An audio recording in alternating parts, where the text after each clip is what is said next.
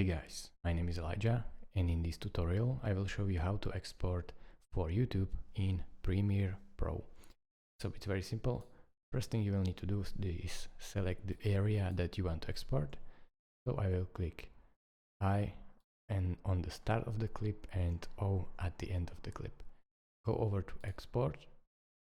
Now choose this location, so click here and locate where you want the render to be. So I will say render for YouTube, click save. Now, very important, preset drop down menu, click on it, go down until you find more presets, click on that.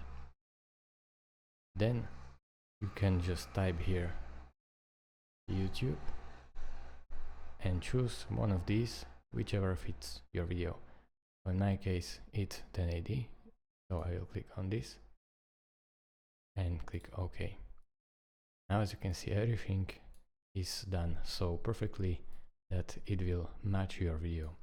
Only one thing you need to check is render at maximum depth and use maximum render quality. So if you have this done, as you can see, this is the best setting for YouTube Full HD video. Now all you have to do is just click export, and that's it. Thank you guys for watching. If this video was helpful to you, consider subscribing and liking this video, and I will see you in the next tutorial. Bye bye.